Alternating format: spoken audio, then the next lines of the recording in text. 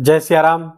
मैं आचार्य राजेश श्री राम जन्मभूमि अयोध्या से भोग विलास, ऐश्वर्य, आकर्षण, संगीत, प्रेम आदि के कारक शुक्रदेव अपनी वर्तमान राशि 7 मार्च को छोड़ देंगे और वो शनि के मूल त्रिकोण राशि कुंभ राशि पर गोचर कर जाएंगे और वहां पर शनि के साथ बैठेंगे। अर्थात मित्र के घर में मित्र के साथ शुक्रदेव विराजेंगे। और यहां पर अगर कर्क राशि की बात करें तो कर्क राशि के अष्टम स्थान पर यह गोचर होगा। कर्क राशि के जातकों के लिए यदि आपकी चंद्र राशि कर्क राशि है तो आप इस वीडियो को देखिए।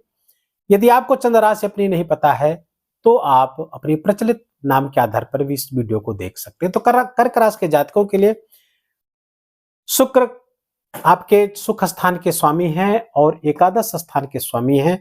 अष्टम गोचर करेंगे। अष्टम गोचर करते हुए ये यहां पर उच्चाभिलाषी होंगे, पहली बात। दूसरी, गुरु यहां पर आपके दसम स्थान पर गोचर कर रहे हैं तो गुरु के साथ 3-11 का संबंध है। 3-11 का संबंध क्या है? अब यहां से आप गिनिए, देखिए मैं बताऊं कि गुरु कहां विराजमान है, संबंध बना रहे हैं, गुरु आपके यहां गोचर कर रहे हैं तो शुक्र से गिनेंगे 1, 2, 3, तो शुक्र से तीसरे गुरु विराजमान हो गए। अब यहां से गिनेंगे 1, 2, 3, 4, 5, 6, 7, 8, 9, 10, 11, तो गुरु से 11वें भाव पे शुक्र विराजमान और शुक्र से तीसरे भाव पर गुरु विराजमान। इसे कहते हैं ज्योतिष में 3-11 का संबंध। तो गुरु और शुक्र जो दोनों आचार्य हैं 3-11 का संबंध बनाएंगे और ज्योतिष शास्त्रों में इससे लाभ का संबंध माना जाता है। यद्यपि गुरु और शुक्र में शत्रुता है लेकिन यहां पर ये लाभ का संबंध बन गया है। ये कर्क राशि के जातकों के लिए लाभकारी, वास्तव में पूरा गोचर ही लाभकारी लगभग हर राशि के लिए है। किसी के लिए बहुत ज्यादा लाभकारी है, किसी के लिए कुछ समस्याओं के साथ लाभकारी होगा। अब यहां पर ही देखिए, शुक्र आपके चतुर्थ स्थान अर्थात सुख स्थान के स्वामी है तो सुख भंग योग बना करके यहां बैठे हुए हैं। आय स्थान के स्वामी है तो आय भंग योग बना करके। लेकिन अच्छी बात यह है कि शुक्र यहां पर शनि के साथ बैठे, शनि यहां पर विपरीत राजयोग बना करके बैठे हुए। विपरीत राजयोग के कारक शनि और शुक्र दोनों की दृष्टि आपके धन स्थान पर पड़ेगी। फलता धन लाभ होता हुआ स्पष्ट दिख रहा है। धन लाभ होगा, धनवान बनेंगे, पैसा आएगा भी और रुकेगा भी, बैंक बैलेंस भी बढ़ेगा, अर्थात संचित भी होगा आपका धन।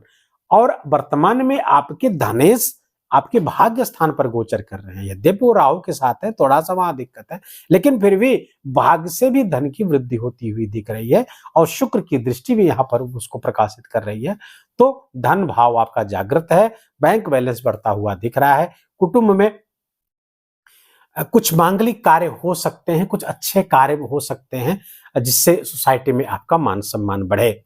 दूसरी बात, शुक्र यहां पर बैठ करके ऐसे जातक, कर्क राशि के ऐसे जातक जो डायबिटीज से पीड़ित हैं उनके लिए थोड़ी समस्या बढ़ा रहे हैं। आपकी डायबिटीज थोड़ी बढ़ जाएगी या आप बॉर्डर लाइन पे है तो बॉर्डर लाइन क्रॉस कर जाएंगे।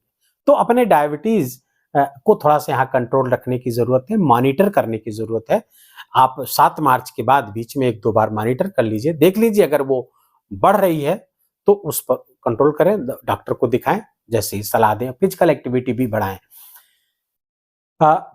शनि चूंकि यहाँ पर विपरीत राजयोग बना करके बैठे हुए हैं और धन भाव को देख रहे हैं और गुरु का जो ये लाभ का संबंध है, गुरु चूंकि दसम स्थान पर बैठे हुए, दसम स्थान पर गुरु बैठ करके 7वीं दृष्टि यहाँ पर पड़ रही है, शुक्र के ही घर पर पड़ रही है। तो शुक्र के घर पे बैठ पड़ रही है और शुक्र यहाँ का स्वामी यहाँ बैठ करके जब आएगा लाभ का संबंध बना देगा। फलता सोसाइटी से लाभ, माता से लाभ और मान सम्मान समाज में बढ़ता हुआ दिख रहा। भूमि से लाभ, वाहन से लाभ, ट्रैवल एजेंसी जिनको है उनको लाभ, बड़े वाहन खरीदने का योग भी बनता हुआ दिख रहा है। बड़े वाहन भी खरीद सकते हैं, घर का सुख प्राप्त होता हुआ दिख रहा है कर्क राशि के जातकों के लिए। लेकिन थोड़ा सा अपने स्वास्थ्य का ख्याल आपको रखना होगा, खासकर डायबिटीज से संबंधित चीजें वो आपको परेशान करती हुई दिख रही हैं। आय स्थान का स्वामी यहां बैठेगा तो एक आय भंग योग तो जरूर बना हुआ है, लेकिन चूंकि विपरीत राजयोग बना करके शनि के साथ बैठे हैं, शनि विपरीत राजयोग में यहाँ पे है और अष्टम स्थान पर बैठे हुए, तो आय भंग के साथ साथ आकस्मिक लाभ के भी योग आपके बनेंगे। कुछ ऐसी जगहों से भी लाभ का योग बने रहे हैं जहां से आपको कोई आशा अपेक्षा ना हो, जहां से आपने सोचा ना हो, वहां से भी लाभ आपको प्राप्त होता हुआ दिख रहा है। अपने घर से पंचम बैठेंगे तो गूढ़ विद्याओं के प्रति आपकी रुचि बढ़ जाएगी, तो कुछ ऐसे नॉलेज से आपको लाभ मिल सकता है जो सबके पास नहीं होती है, वो आपके पास है। गूढ़ बातें, गूढ़ रहस्य की बातें, रिसर्च की बातें, आप अगर रिसर्चर हैं वहां से भी लाभ आपको होता हुआ दिख रहा है। तो ये कुल मिलाकर के, हाँ, और अगर आप ग्रेजुएशन स्तर की पढ़ाई कर रहे हैं, इंटर या ग्रेजुएशन, पोस्ट ग्रेजुएशन की पढ़ाई कर रहे हैं, पोस्ट ग्रेजुएशन से नीचे की पढ़ाई कर रहे हैं, वहां पे आपको लाभ होता हुआ दिख रहा है। पढ़ाई अच्छी करेंगे, बहुत ही डीप नॉलेज आपकी होगी और वहां पे आपको विशेष लाभ प्राप्त होता हुआ दिख रहा है। आपका आपके चेहरे में थोड़ा सा हो सकता है अल्सर की शिकायत यहाँ पर बढ़ सकती है, जबान में छाले आदि आपके आ सकते हैं, तो थोड़ा सा वहां पर सावधान रहने की, खान पान के प्रति आपको विशेष सावधानी बरतने की आवश्यकता है। वैसे अगर कंक्लूजन में बताएं तो शुक्र का ये गोचर आपके लिए शुभ है, लेकिन कुछ सतर्कता के साथ, कुछ सावधानी के साथ। एकदम से शुभ नहीं, मैं एकदम शुभ ही शुभ आपको बताऊं तो ऐसा नहीं है। मैं ऐसा प्रेडिक्शन नहीं करता हूं कि केवल आपको अच्छी बातें बताऊं, आपको उन खतरों से भी मैं सावधान करता हूं कि जहां से आपके खतरे हो सकते हैं, जहां आपको विशेष सावधानी बरतने की आवश्यकता है। तो ग्रह जहां पे अशुभ प्रभाव दे रहा है वो भी मैं बताऊंगा। हो सकता है आपको सुनने में अच्छा ना लगे, तो मैं बीच बीच में कहता रहता हूं। यदि आप अच्छा ही सुनने अपने बारे में आए हैं तो ये चैनल और ये वीडियो आपके लिए नहीं है, ये वीडियो उनके लिए है जो अच्छा और बुरा दोनों सुनने के लिए तैयार है। और मैं बुरा ही नहीं बताऊंगा, उस बुराई को दूर करने, उस नेगेटिव इफेक्ट को दूर करने के लिए आपको शानदार उपाय भी बताऊंगा कि आप उससे उसके इफेक्ट को, उसके जो नेगेटिव इफेक्ट है उसको मिनिमाइज कर सके, काफी हद तक नगण्य कर सके। ऐसे उपाय भी मैं बताता हूं। तो ये आप दोनों चीजें हैं, मैं बता रहा था कि शुक्र के इस गोचर का आपको पॉजिटिव और नेगेटिव दोनों इफेक्ट देखने को मिलेंगे। पॉजिटिव इफेक्ट में धन लाभ होता हुआ आपको दिख रहा है, बैंक बैलेंस आपका बढ़ता हुआ दिख रहा है, खर्चे पर नियंत्रण करता हुआ दिख रहा है, और सोसाइटी, समाज, माता, यहां से भी लाभ होता हुआ दिख रहा है।